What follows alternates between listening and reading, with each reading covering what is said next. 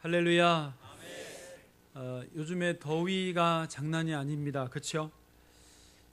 그런데 앞으로는 이 더위가 계속 당분간 계속 갈 거라고 하는 뉴스가 마음을 좀 우울하게 합니다. 그렇지만은 더위를 이기는 제일 좋은 방법이 있다고 하는데 그것은 기뻐하고 감사하는 것입니다. 실제로 그냥 교회라고 우기는 것이 아니라 그 핀란드의 알토 대학이라는 곳에서 연구를 해봤답니다. 그래서 사람들이 감정에 따라서 어떤 감정을 느끼느냐에 따라서 몸의 온도가 달라진다는 거예요. 예를 들면 화를 낼 때, 여러분 우리가 알고 계실 거예요. 근데 이거 이제 실험을 해본 것일 뿐인데 화를 내면 검사 결과 그 상반신 몸의 위쪽에서 열이 확 올라온대요. 그래서 화를 내면 뇌졸중으로 쓰러지는 경우도 있지 않습니까? 그렇게 화를 내면 이게 싹 열이 올라오고 또 조금 있으면 그 열이 올라온 만큼 나머지 하반신에서도 그 열이 또 채워진대요. 그래서 온몸에 열이 확 나는 게 화를 낼 때라는 거예요. 근데 이게 화날 때만이 아니라 비슷한 감정들, 긴장할 때, 공포를 느낄 때, 역겨울 때 같은 현상이 몸에서 일어나더라는 것입니다. 그런데 반대로 좀 이렇게 행복한 기분이 들 때, 사랑을 느낄 때, 또 하하하 하고 웃을 때 어떤 몸의 특정 부위에 열이 집중되는 일이 없더래요. 오히려 온몸이 건강하게 활성화가 되면서 열이 분산되기 때문에 더 시원하여지더라는 것입니다. 그래서 우리나라 말에도 덥다 덥다 하면 더 덥다. 우리는 다 알고 있는 말이지만 이제 핀란드에서 증명을 한 것일 뿐인데 여러분 덥지만 덥다 덥다 하면 더 덥다라는 거예요. 덥지만 하나님 우리에게 주신 최고의 비타민 항상 기뻐하라, 쉬지 말고 기도하라, 범사에 감사하라. 우리에게 이미 이거를 주셨어요. 우리가 이거를 그냥 우습게 알고 가볍게 생각해서 그렇지 우리가 이것을 받아들이면 진지하게 받으면 더위도 이기고 추위도 이기고 어려움도 이기면서 승리하게 되는 줄 믿습니다. 여러분 서로 인사하실까요? 다시 한번요. 시원합니다. 하나도 안 덥습니다. 이 말이 중요해요. 말을 해보면 몸의 온도가 떨어지는 것을 느끼실걸요. 에어컨 꺼야 될지 모릅니다. 오늘 말씀 제목은 기도가 인생을 바꾼다입니다. 참 엄청난 제목입니다. 그러나 사실입니다. 진리입니다.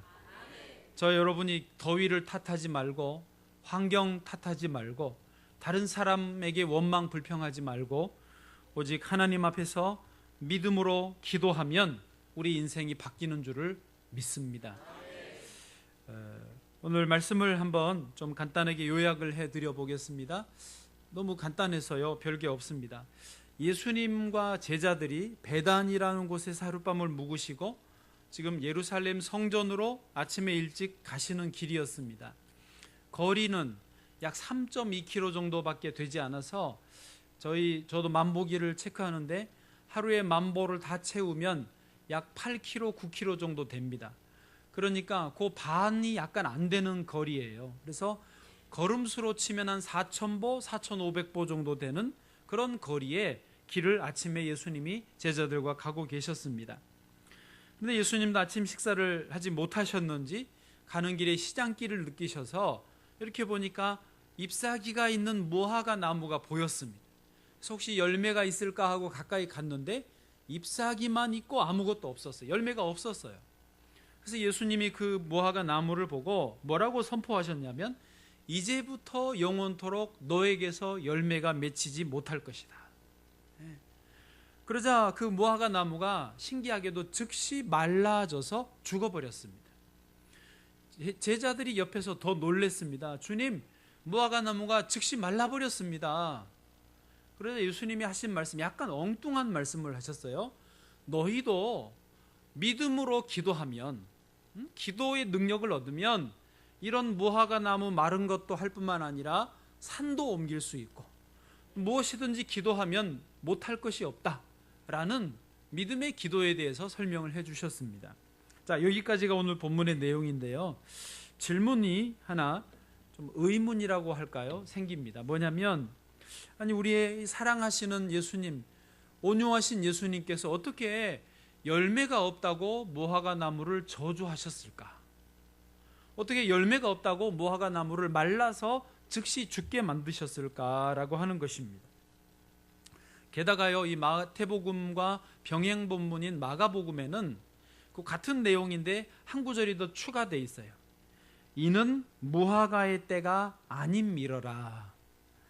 알고 보니까 무화과 추수 때도 아니었어요. 그런데 예수님은 열매를 구하시다가 없으니까 저주를 하셨다?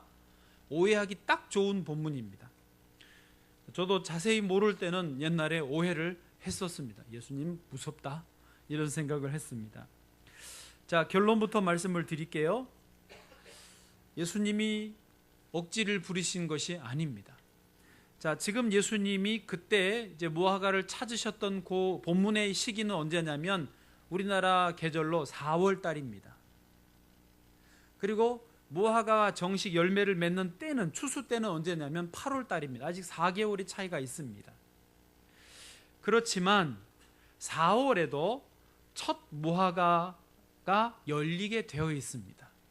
이것을 그들 말로 파게라고 하는데, 이제 무화과가 이렇습니다. 잎사귀가 나오고 열매가 나와야 이게 추수할 만큼 큰 무화과가 열리는데, 파게 첫 열매들은 급해가지고 잎사귀가 나오기 전에 열매부터 나온 것들입니다.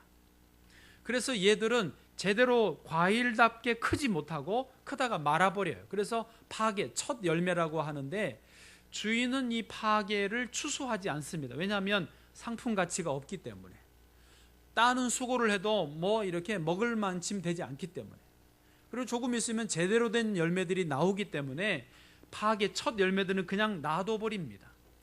그러면 나무에 매달려 있는 그 파게는 누가 따먹느냐면 지나가던 나그네들이 배가 고프니까 간식거리로, 요기거리로 그 파게를 따먹는 것입니다. 예수님도 이 무화과 나무에 가신 것은 그 파게 첫 열매를 얻기 위해서 기대하시고 가셨던 것입니다. 그런데 아까 말씀드린 대로 거기에는 잎사귀만 있고 파게 열매가 없었기 때문에, 여러분, 과일나무는 존재의 가치는 열매로 증명을 하는 것입니다. 그렇지 않습니까? 과일나무를 뭐 목재 기둥으로 쓰겠습니까? 뭘 집을 짓겠습니까? 과일나무는 열매를 맺어야 존재의 가치가 있는 거예요. 그런데 그 파게 첫 열매도 못 맺는 것은요, 나중에 8월 제때가 돼도 열매를 못 맺습니다. 그래서 존재의 이유가 없기 때문에 예수님이 이제부터 영원토록 너가 열매를 맺지 못하리라 라고 선포하셨고, 즉시 나무는 말라졌던 것입니다. 그래도 라고 하시면 이제 설교를 그만 들으셔야 되고, 여러분, 우리 스스로도 좀 생각해 보면 좋겠습니다. 자, 오늘 말씀에 의지해서 세 가지로 하나님께서 우리가 어떻게 기도가 인생을 바꾸는지, 어떻게 우리도 열매 맺는 삶을 살 수 있는지 좀 나누기를 원합니다. 첫 번째는 뭐냐면, 하나님은요, 어쨌든지 우리가 열매 맺는 것을 원하십니다. 다시요, 하나님은요, 우리가 열매 맺는 삶을 살기를 기뻐하시고 열매를 잘 맺도록 도와주신다는 사실입니다. 여러분, 예수님도 우리가 열매 맺으면 하나님께 영광이 된다라고 말씀하셨고, 우리가 주의 제자가 될 거라고 말하셨습니다. 요한복음 15장 8절입니다. 같이 읽겠습니다. 시작.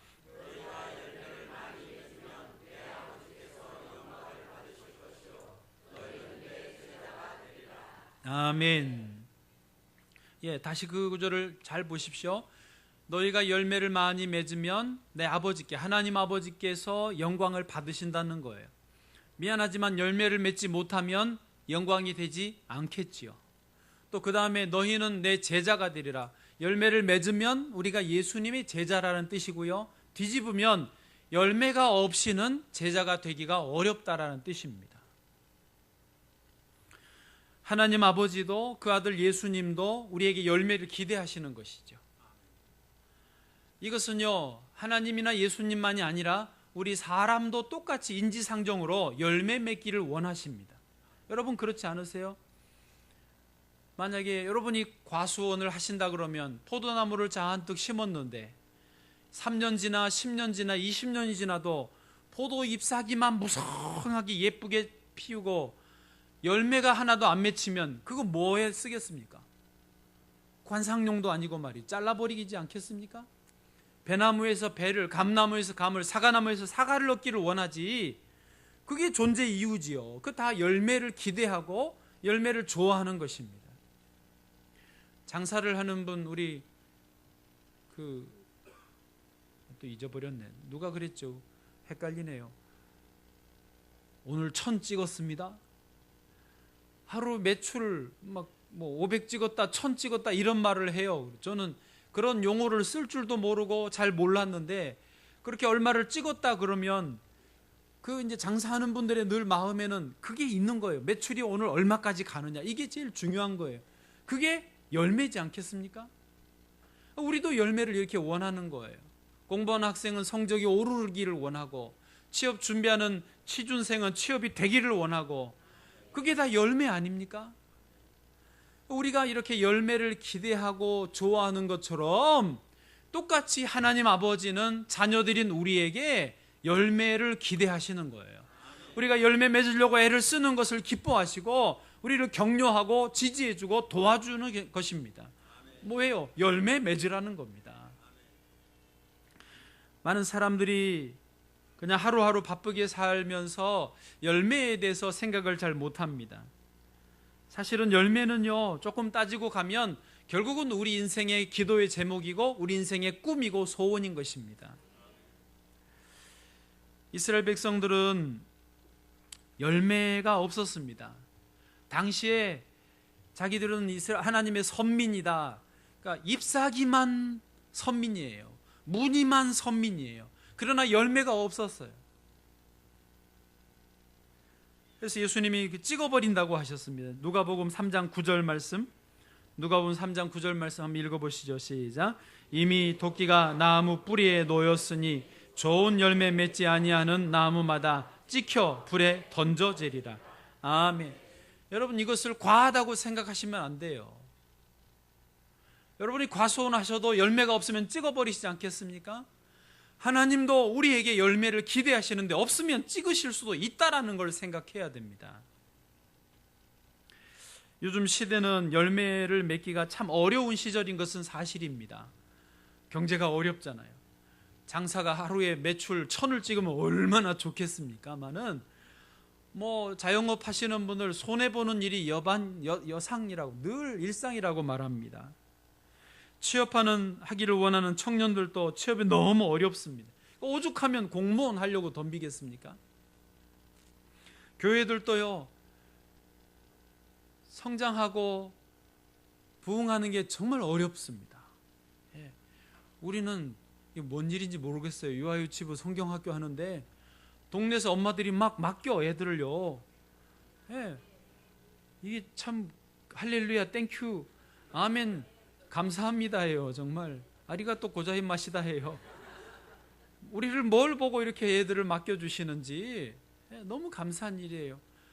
제가 하도 저도 기분이 좋아서 페이스북에 좀 올렸더니 다들 부러워하시는 거예요. 축하한다고. 요즘 애들이 없는데 교회에 다 요단강 가까이 계시는 분들만 있는데 애들이 오니까 얼마나 감사한 일이에요. 어르신들도 있고 애들도 있어야 건강한 교회예요. 공동체로서 말이죠.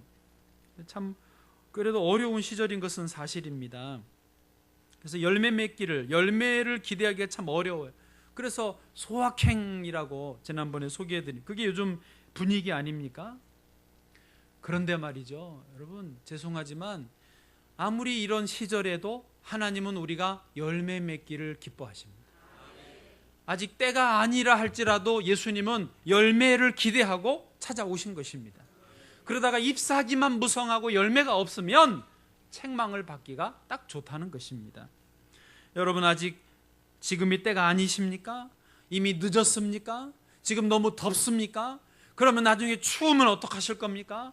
가을바람 솔솔 불어오면 이제 놀기 좋다 나가시지 않겠습니까? 그럼 언제 열매를 맺을 겁니까? 세상의 사람들은 이런 핑계 저런 핑계 악한 영들의 속임에 넘어가서 끊임없이 핑계하고 변명만 하지만 하나님은 때가 이르든지 늦든지 열매를 맺으라는 것입니다. 성령의 9가지 열매, 사랑, 희락, 화평, 자비, 양선, 충성, 온유, 인내, 절제 다 했어요? 오래 참음이 인내 아닐까요? 네, 하여튼 할렐루야. 저와 여러분 열매 맺기를 축복합니다. 두 번째로 어떻게 해야 열매 맺는 삶을 살 수 있는가? 그런데 예수님이 오늘 대답에서 그것을 말씀하셨어요. 믿음의 기도를 계속하라는 것입니다. 본문의 21절 같이 읽겠습니다. 시작. 예수께서 대답하여 이르시되 내가 진실로 너희에게 이르노니 만일 너희가 믿음이 있고 의심하지 아니하면 이 무화과 나무에게 된 이런 일만 할 뿐 아니라 이 산도로 들려 바다에 던져지라 하여도 될 것이요. 아멘. 저를 보십시오. 사실 제자들은 예수님께 질문했던 게 어떻게 무화과 나무가 말라버렸습니까? 이 질문을 했던 건데 예수님의 대답은 지금 이겁니다. 믿음의 기도를 드려라. 너희도 이런 일을 할 수 있다라는 것입니다. 이거는요 2가지로 이해하시면 돼요. 이렇게 믿음의 기도를 하지 않으면 너희들도 열매 없는 나무 돼서 무화과 나무처럼 그렇게 죽게 될 거다. 그러나 믿음의 기도를 꾸준히 드리면 열매 맺는 삶, 능력 있는 삶을 살게 될 거다. 이거를 지금 말씀하시는 것입니다. 여러분 거기 21절의 그 중간에 만일 너희가 믿음이 있고 의심하지 아니하면, 여러분 성경이시면 볼펜으로 좀 표시를 하시면 좋겠어요. 짧지만은 굉장히 중요한 엑기스적인 표현이 그겁니다. 만일 너희가 믿음이 있고 의심하지 아니하면, 우리가 능력 있는 기도로 인생을 바꾸는 그런 삶을 살기를 원한다면 우리는 뭔가 대단한 업적을 남겨야 될 거라고 생각을 하지만 아니요, 주님이 원하시는 것은 믿음이 분명히 있고 의심하지 않는다면 그것으로 충분하다라는 것입니다. 제가 영화를 하나 소개해 드려 보겠습니다. 제가 책은 가끔 소개했는데 영화는 처음인데요. 저도 이 영화를 고백하건대 다 본 것은 아닙니다. 근데 이 주제하고 맞아서 눈이 뜨여가지고 잠깐 그 부분만을 제가 직접 몇 번을 봤는데, 뭐냐면 영화 제목이 이겁니다. I feel pretty라는 제목입니다. 나는 느껴요. pretty 예쁘다고 느껴요. 르네라고 하는 아가씨가 있는데 뚱뚱하고, 그 영화에서 주인공이 뚱뚱하고 얼굴이 그렇게 예쁘지는 않게 생긴 분입니다. 그런데 화장품 회사에서 근무하는 직원인데 부서가 어디냐면 지하 창고에 그 물품 보관하는 창고 부서에서 근무하고 있습니다. 화장품 회사지만은 아가씨가 외모 컴플렉스가 있어서 그렇게 눈에 띄는 데에 근무하게 하지 않고 지하에 안 띄는 데 근무하게 된 것입니다. 그래도 르네에게는 소원이 있습니다. 너무 자기도 예뻐지고 싶습니다. 또 소원이 있으면 자기도 연예다운 연애하고 싶습니다. 또 하나 소원이 있습니다. 자기도 그 화장품 회사 본사, 큰 본사 1층 로비가 있지 않습니까? 넓은 로비 한쪽에 안내 데스크 있잖아요. 인포메이션 딱 써가지고 거기에는 항상 예쁜 아가씨들이 앉아 있잖아요. 모델 같은. 거기에 자기가 근무하고 싶다는 거예요. 근데 이게 이제 안 받쳐주니까 감히, 자기도 생각을 못하고 있었는데 어느 날 다이어트 프로그램에 참여하면서 이렇게 자전거를 같이 타는 팍 돌리다가 너무 과하게, 소원이 너무 과해서 발이 미끄러지고 떨어졌습니다. 머리를 꽈당 하고 부딪혔는데 문제는 깨서 보니까 머리에서 뭔가 작용이 일어난 거예요. 그 충격에 의해서. 그래서 실제로 얼굴이나 살이나 이게 변화된 건 하나도 없는데 거울을 보고 자기가 깜짝 놀랍니다. 헐, 대박, 너무 이뻐졌어. 자기가 꿈꾸던 그 모델의 얼굴, 모델의 몸매가 된 거예요. 비명을 지르고 360도 그 회전을 하고 그 같이 비슷하게 생긴 친구들을 만났습니다. 나 봐, 너무 이뻐졌지. 똑같은데 너무 이제 무시하는 거예요. 이제 왜? 자기가 이게 이제 바뀌면서 확신에 찬 거예요. 자기 눈에 이뻐지게 보이니까. 팔뚝이 이랬다가 이렇게 가늘어졌으니까요. 당당해졌습니다. 자신감이 생겼습니다. 그러더니 그 안내데스크 자리에 자기가 지원서를 냈습니다. 면접을 하는데 거기는 원래 모델로 가려고 하는 사람들이 거쳐가는 코스의 자리인데 이분은 이제 실제로는 아직은 이렇게 외모가 안 되는데도 지원을 한 거예요. 그래서 그 면접을 보는 이제 회장 딸 같은 분이 어떻게 여기를 지원을 했냐? 여기는 모델로 가려고 하는 사람들이 거쳐가는 곳이다. 그러니까 뭐라 그러냐면 자기의 꿈은 이 안내데스크에 매일같이 출근해서 이 생기, 이 외모, 이 미모를 만나 오는 사람들에게 다 전해주는 게 꿈이다고. 물론 자기가 모델로 가기를 원하면 1000% 그렇게 할 수 있지만 나는 매일같이 여기에 출근하는 것이 내 꿈이라고 너무 확신에 차서 말을 하니까 면접을 보는 회장 딸의 동공이 흔들립니다. 이 여자가 외모는 아닌데 너무 당당하거든요. 동공이 흔들려요.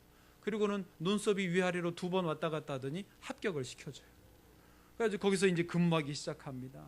아침에 출근할 때 그 로비에서 현관에서부터 데스크까지 가는 동안에 모델의 그 워킹하는 코스에 자기 하면서 핸드백 돌리고 가서 아주 당당하게 자신 있게 근무를 합니다. 그러다가 또 화장품 회사 회장님에게 눈에 들어가지고 너무 당당하니까 자기가 별로 평범하게 생겼을 때 화장품을 썼을 때 그 불편함을 말하니까 그걸 또 개선을 하면서 인정을 받아요. 그래서 우리가 보스턴에 중역 회의를 하러 가려고 하는데 당신도 같이 가자. 그래서 회장님 전용 비행기를 타고 보스턴까지 또 가는. 자, 영화는 여기까지밖에 제가 다 본 게 8분짜리 요약본 보고 지금 썰을 푸는 거예요. 근데 제가 뭐 영화는 어떨지 모르겠지만 그 부분이 너무 성경하고 맞아요.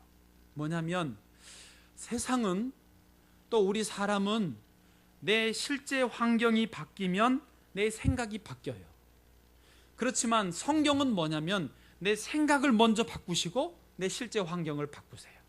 순서가 그렇게 되는 거예요. 이게 너무 비슷해서 제가 지금 소개해드리는 겁니다.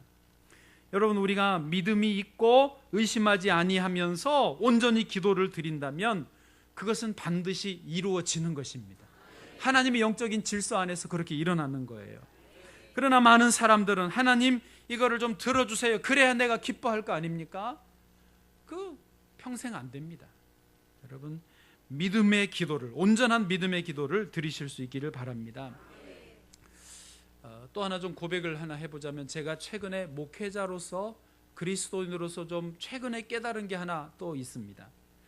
그것은 뭐냐면 나는 목사로서 성실하게 수고와 땀을 흘려야 된다. 그리고 그만큼 하나님이 내게 열매 맺게 해주실 것이다 라는 생각이 있었습니다. 이게 틀린 거는 아니에요. 그러나 전혀 딱 성경하고 들어맞지는 않아요. 최근에 하나님 깨닫게 하신 것은 그것 다음 단계인데 내가 예전에 하나님 앞에 일한 만큼 수고한 만큼 열매가 올 거다라는 생각을 했다면 이제는 내가 하나님을 믿는 만큼 하나님을 사랑하는 만큼 내게 열매 맺게 하실 것이라는 것을 깨달았습니다. 이게 약간의 차이 같지만 큰 차이입니다. 그 앞에 거는 뭐냐면 나의 의예요. 내 열심이에요. 내 노력이에요. 그리고 그 열매도 내가 맺은 것이 되는 것입니다. 그래서 칭찬과 영광도 내가 받아야 돼요. 명성비전교회에서 우리 이향진 목사님 이렇게 되어버리는 것입니다. 그건 아니에요. 정확하게는 하나님이 교회를 목회하시는 것이고 하나님이 우리의 믿음을 통해서 우리의 어떤 예배를 통해서 온전히 일하시는 것입니다. 그래서 하나님의 의가 되고 모든 영광 찬송을 하나님께서 받으셔야 되는 것입니다. 그런 의미에서 저는 요즘 두 손 들고 기도하는 것이 너무 좋아요. 제가 지난주에 소개해드렸죠. 제가 어제도 거기 또 갔어요. 그제도 갔는데 어제는 시간이 다 끝나고 너무 늦었는데 깜깜한 밤에 그냥 동네 산책만 하려고 샌들 신고 나갔다가 거기가 그리워서 그 밤에 거기를 또 올라갔어요. 거기 이제 골짜기 능선에서 이제 골짜기에서 바람 올라오는 능선에 서 가지고 그 바람을 맞으면서 쫙 또 있는데 얼마나 좋은지요. 주님이 또 그러시는 거예요. 내가 너를 사랑한다. 내가 너에게 은혜를 주겠다. 저도 뭐 이게 두 손을 든다는 게 어제 또 생각해 보면 그런 의미가 있어요. 항복이에요, 항복. 내가 뭐를 하려고 하는 이런 손을 좀 놓고 주님께서 해 주십시오. 항복하는 거고요. 또 하나는 그래서 주여 내게 은혜를 주옵소서. 위로부터 이 은혜를 받고자 하는 두 손을 드는 거더라고요. 두 손 들고 한 10분. 뭐 어제도 변함없이 손 들고 있으니까 사람들은 왔다 갔다 하는데 이제 신경도 안 써. 다만 내가 팔이 아파서 기지개 좀 켰다가 또 하고. 얼마나 감사한지요. 내 마음에 감동이 오는 거예요. 내가 너를 사랑한다, 은혜 주겠다 하시지만 더 나아가서 내게 아쉬운 거, 하나님 목회, 하나님 우리 새 예배당 기도하는데 대책은 없습니다. 땅값은 너무 비싸서 감당이 안 됩니다. 그리고 이렇게 기도하는데 주님이 염려하지 마라. 할 수 있다. 내가 도와주겠다. 그런 마음이 감동이 오는 거예요. 얼마나 기쁘든지요. 여러분, 우리가 어떻게 열매를 맺는 삶을 사는가, 어떻게 기도로 인생이 변화되는가, 온전한 믿음의 기도를 주님은 우리에게 원하시는 것입니다. 우리 한번 찬양 부르시면 좋겠습니다. 주께서 주신 동산에 찬양 부르겠습니다.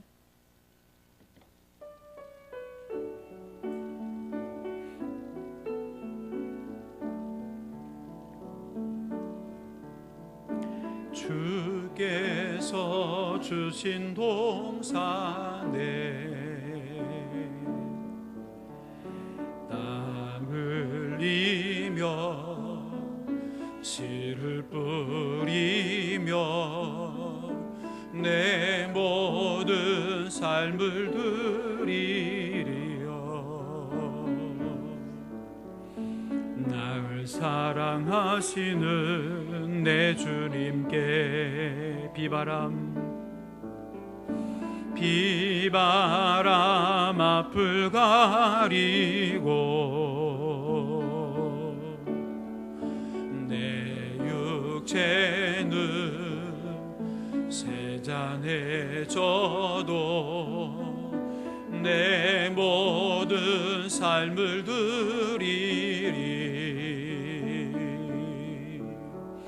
내 사모하는 내 주님께 땅끝에서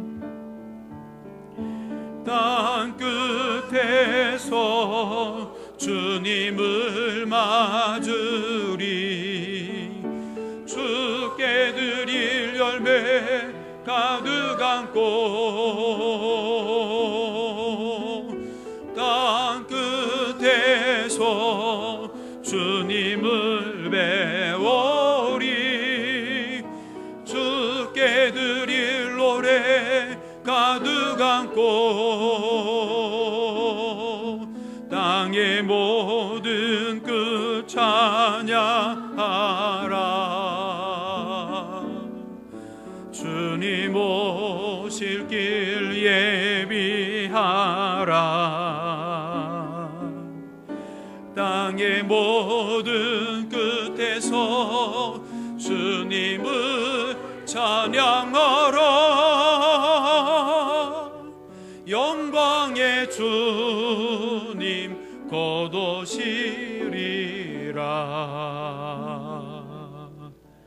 아멘. 세 번째로 제 말씀을 정리하면서 세 번째로 드리겠습니다. 그래서요, 우리가 이제 어떻게 해야 되느냐? 열매 맺기 원한다면, 인생이 바뀌기를 원한다면 온전한 기도의 삶을 계속해 살아야 되는 것입니다. 이것을 저는 예수님과 연합되는 삶을 살아야 된다라고 말씀을 드리고 싶습니다. 예수님도 가지가 포도나무에 붙어 있으면 저절로 열매를 맺는다고 했습니다. 저와 여러분이 오늘 이렇게 예배 자리에 나오는 것 예수님 안에 거하는 것인 줄을 믿습니다. 또 혹시 골방이 있으시면 골방 기도를 꾸준하게 드리시면서 주님과 함께 지내시기를 바랍니다. 그러나 내가 기도하는 그 행위로 열매를 얻는 것이 아닙니다. 주님을 믿는 믿음으로 열매를 얻는 것임을 깨달으시기를 바랍니다. 그렇게 기도하는 사람은요, 벌써 생각이 먼저 바뀝니다. 입의 말이 바뀝니다. 그리고 삶이 바뀌어지는 것입니다. 이야기 하나 해드리고 마치겠습니다.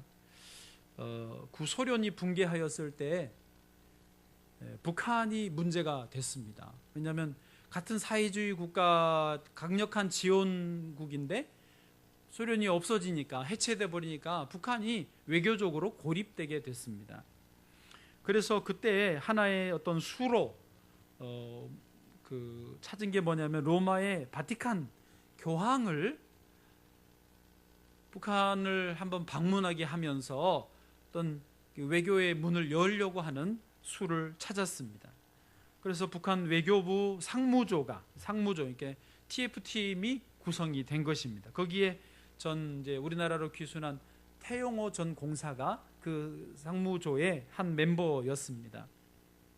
그래서 바티칸에 연락을 하니까 교황청에서 한번 방문을 해라라고 요청이 왔는데, 대신에 진짜 북한에 가톨릭 신자가 있냐?